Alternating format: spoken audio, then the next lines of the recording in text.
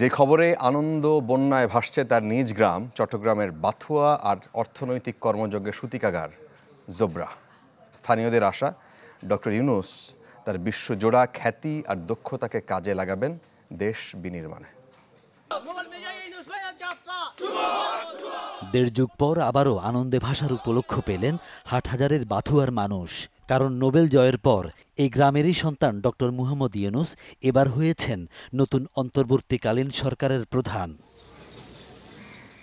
নজমিয়া সওদাগরের বাড়ি, যেখানকার লতাগুল্ম আর ছোট বড় বৃক্ষে ভরা এই জায়গাটি দেশের নতুন সরকার প্রধানের পৈতৃক ভিটা। তার নতুন দায়িত্বের খবরে সেখানে উচ্ছ্বাস জানাতে আসেন স্বজন প্রতিবেশীরা।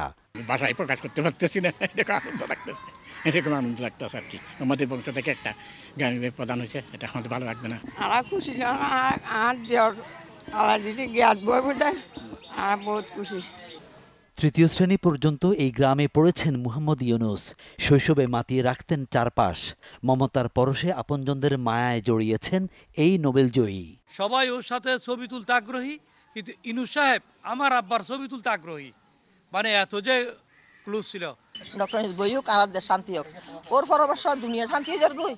আর দেশ খাইল তো একদম জায়গা খালি রাখবে না। তোমাদের আঙ্গিনে যা জায়গা থাকে ওখানে এই যে এই বেগুন গাছ, টমেটো গাছ, যে যার ইচ্ছে সেরকম রোপণ করতে পারো। ছোটবেলা থেকেই মেধার স্বাক্ষর রাখা আন্তর্জাতিক খ্যাতিসম্পন্ন এই মানুষটি আবারও অনন্য উচ্চতায় নিয়ে যাবেন দেশকে, এমন চাওয়া তার গ্রামবাসীর। যে শিক্ষা ব্যবস্থা আছে ওটাকে উনি ঠিক করে দিবেন, যাতে ছাত্ররা যে আন্দোলন করেছে, যেটার জন্য আন্দোলন করেছে, যতগুলো প্রতিষ্ঠান আছে উনি দক্ষতার সাথে পরিচালনা করেছেন। আশা করি দেশটাও সুন্দরভাবে পরিচালনা করবেন। এই দেশ যাতে ধাপে ধাপে উন্নয়নের শিখরে এগিয়ে যায়, এদেশে যাতে আর গণতন্ত্রকে কেউ হত্যা করতে না পারে।